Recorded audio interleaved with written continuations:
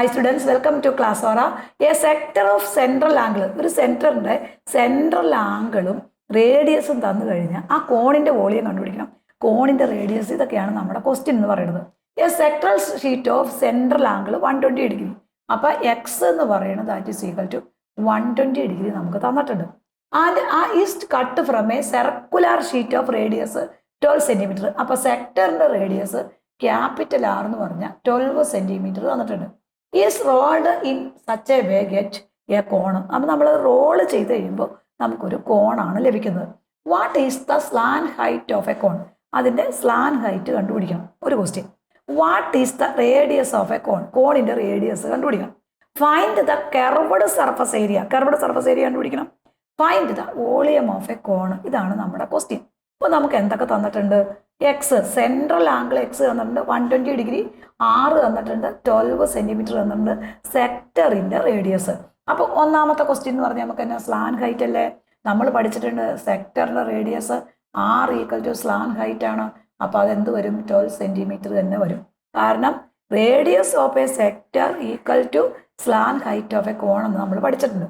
6 L 1 12 centimetre വന്നു. അപ്പോൾ ഇവിടെ നമ്മൾ എന്താ കണ്ടുപിടിക്കുന്നത്? സെൻട്രൽ ആംഗിൾ നമുക്ക് തന്നിട്ടുണ്ട്, റേഡിയസ് കണ്ടുപിടിക്കണം അല്ലേ? അപ്പോൾ ഏതാണ് റിലേഷൻ?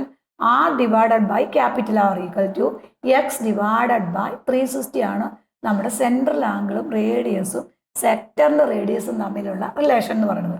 അപ്പോൾ ഇവിടെ ആർ അങ്ങനെ തന്നെ എഴുതി. ക്യാപിറ്റൽ ആർ നമുക്ക് തന്നിട്ടുണ്ട് 12, സെൻട്രൽ ആംഗിൾ തന്നിട്ടുണ്ട് ഓൾറെഡി 120 ഡിഗ്രി. അപ്പോൾ സെൻട്രൽ ആംഗിൾ 120 ഡിഗ്രി കൊടുത്തു, ഡിവൈഡഡ് ബൈ നമ്മൾ 360 എഴുതി. ഇനി ആരെ കണ്ടുപിടിക്കണം? ആറിനെ അല്ലേ? ഈ ആർ അവിടെ നിർത്തി. ആർ അവിടെ നിർത്തി കഴിയുമ്പോൾ ഈ 12 നേരെ ഇങ്ങോട്ട് ക്രോസ് മൾട്ടിപ്ലൈ ചെയ്യണം. അപ്പോൾ 12 ഇൻറ്റു 12 ഇൻറ്റു 120. അപ്പോൾ 12 ഇൻറ്റു 120 ഡിവൈഡഡ് ബൈ 360 ഡിഗ്രി വരും. അപ്പോൾ ഇവിടെ 0യും 0യും നമുക്ക് വെട്ടിപ്പോയി. 36ഉം 12 നമുക്ക് വെട്ടാം അല്ലേ? 9 4 36 എഴുതാം. 4 12 വെട്ടുമ്പോൾ 3 വരും. അപ്പം 3ഉം 9ഉം വെട്ടി കഴിയുമ്പോൾ 3 വരും. ഈ 3ഉം ഈ 12 വെട്ടുമ്പോൾ നമുക്ക് 4 വരും. അപ്പോൾ നമ്മുടെ ആൻസർ എന്ന് പറഞ്ഞാൽ റേഡിയസ് 4 സെന്റിമീറ്റർ വരും. ഓൾറെഡി നമുക്ക് ടേംസ് നമുക്ക് ഡിവൈഡ് ചെയ്ത് എഴുതിയാൽ മതി. 36 എന്ന് പറഞ്ഞാൽ 9 4 36, 0 0 വെട്ടിപ്പോയി. അപ്പോൾ 9 4 36, 4ഉം 12 വെട്ടുമ്പോൾ 3 വരും. ആ 3ഉം ഈ 9ഉം കൂടെ വെട്ടുമ്പോൾ 3 വരും. ആ 3ഉം ഈ 12 വെട്ടുമ്പോൾ എത്ര വരും? 4 വരും. അപ്പോൾ റേഡിയസ് എന്ന് പറഞ്ഞാൽ നമുക്ക് എത്രയാണ്? 4 സെന്റിമീറ്റർ കിട്ടി. ഇനി ഈ റേഡിയസും അറിയാം, സ്ലാൻ ഹൈറ്റും അറിയാം, സെൻട്രൽ ആംഗിളും അറിയാം.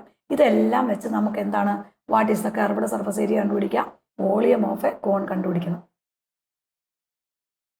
ഇവിടെ നമുക്ക് സ്ലാൻ ഹൈറ്റ് L നമുക്ക് കിട്ടി, that is equal to 12 centimetre. കാരണം സെക്ടറിന്റെ റേഡിയസും സ്ലാൻ ഹൈറ്റും ഒന്നാണ്. അപ്പോൾ L 12 കിട്ടി. ഇനി റേഡിയസ് 4 കിട്ടി. അപ്പോൾ നമുക്ക് വോളിയം കണ്ടുപിടിക്കണമെങ്കിൽ എന്തോടെ വേണം? H വേണ്ടേ? അപ്പോൾ H കണ്ടുപിടിക്കാൻ വേണ്ടി L സ്ക്വയർ ഈക്വൽ ടു എന്ത് വരും? H square plus R square വരും. അപ്പോൾ L എന്ന് പറഞ്ഞാൽ 12 ആണ്, 12ന്റെ സ്ക്വയർ വരും. H എന്ന് പറഞ്ഞാൽ നമുക്ക് അറിയാൻ പാടില്ല, അങ്ങനെ തന്നെ എഴുതി. R എന്ന് പറഞ്ഞാൽ 4 ആണ്, 4ന്റെ സ്ക്വയർ വരും. 12ന്റെ സ്ക്വയർ എത്രയാണ് മക്കളെ? 144 ആണല്ലോ. അതങ്ങനെ തന്നെ എഴുതി. ഈ H സ്ക്വയർ അങ്ങനെ തന്നെ എഴുതി. 4 സ്ക്വയർ എന്ന് പറഞ്ഞാൽ 16 എഴുതി. കണ്ടുപിടിക്കേണ്ട ആരെയും H സ്ക്വയറിനെ അല്ലേ? അപ്പം H സ്ക്വയറിനെ അവിടെ നിർത്തി കഴിഞ്ഞ് കഴിയുമ്പോൾ 144 മൈനസ് 16 വരും. 144ൽ നിന്ന് 16 കുറയ്ക്കണം. അപ്പോൾ നമ്മൾ 144ൽ നിന്ന് 16 കുറയ്ക്കുമ്പോൾ H സ്ക്വയർ അങ്ങനെ തന്നെ വരും. ദാറ്റ് ഈസ് ഈക്വൽ ടു 8 വരും. ദെൻ അടുത്ത ദാറ്റ് ഈസ് ഈക്വൽ ടു 12 വരും. 128 വരും. ഇനി നമ്മൾ എന്താ ചോദിച്ചാൽ കോണിൻ്റെ കർവ്ഡ് സർഫസ് ഏരിയയും ടോട്ടൽ സർഫസ് ഏരിയ കണ്ടുപിടിക്കണം. അപ്പോൾ കർവ്ഡ് സർഫസ് ഏരിയ എന്ന് പറയുന്നത് എന്താണ്? That is equal to curved surface area എന്ന് പറയുന്നത് πr ആണ്. അപ്പോൾ പൈ അങ്ങനെ തന്നെ കൊടുത്തു. ആർ എന്ന് പറയുന്നത് ദാറ്റ് ഈസ് ഈക്വൽ ടു 4 കൊടുത്തു. L 12 വന്നു. അപ്പോൾ 48 പൈ ആണ് നമ്മുടെ കർവ്ഡ് സർഫസ് ഏരിയ എന്ന് പറയുന്നത് നമുക്ക് കിട്ടും. അപ്പോൾ നമ്മുടെ കർവ്ഡ് സർഫസ് ഏരിയ πr ആണ്. അപ്പോൾ പൈയുടെ വാല്യൂ അവിടെ കൊടുത്തു, R 4 കൊടുത്തു, L 12 കൊടുത്തു. അതെല്ലാം കൂടെ പ്രോഡക്റ്റ് ചെയ്യുമ്പോൾ 48 പൈ സെന്റിമീറ്റർ സ്ക്വയർ കിട്ടി. ഇനി നമ്മളോട് ചോദിച്ചേക്കണേ ടോട്ടൽ സർഫസ് ഏരിയ എഴുതാം. ടോട്ടൽ സർഫസ് ഏരിയ TSA എന്ന് പറഞ്ഞാൽ എന്താണ്? πr സ്ക്വയർ പ്ലസ് πrl വരും അല്ലേ? അപ്പോൾ പൈ അങ്ങനെ തന്നെ എഴുതി. 6 നമുക്ക് തന്നിട്ടുണ്ട് 4. അപ്പോൾ 4ന്റെ സ്ക്വയർ കൊടുത്തു. അപ്പോൾ that is equal to πrl already അവിടെ തന്നിട്ടുണ്ട്. ആ കിട്ടിയ വാല്യൂ നമ്മൾ കൊടുത്താൽ മതി. കാരണം ഇവിടെ ഓൾറെഡി πrl 48 പൈ നമ്മൾ കണ്ടുപിടിച്ചേക്കുമല്ലേ? ആ വാല്യൂ അങ്ങനെ തന്നെ അങ്ങ് സബ്സ്റ്റിറ്റ്യൂട്ട് ചെയ്തു. അപ്പോൾ 16 പൈ വരും. ഇവിടെ 48 പൈ വരും. ഇത് രണ്ടും കൂടെ നമ്മളൊന്ന് ആഡ് ചെയ്യണം. 8 6 14, 64 പൈ സെൻറ്റിമീറ്റർ സ്ക്വയർ ആയിരിക്കും നമ്മുടെ ടോട്ടൽ സർഫസ് ഏരിയ എന്ന് പറയുന്നത്. ഇനി നമ്മൾ അടുത്ത വോളിയം കണ്ടുപിടിക്കണം. വോളിയം എന്ന് പറഞ്ഞാൽ എന്താ? 1/3 πr² h ആണ് അല്ലേ?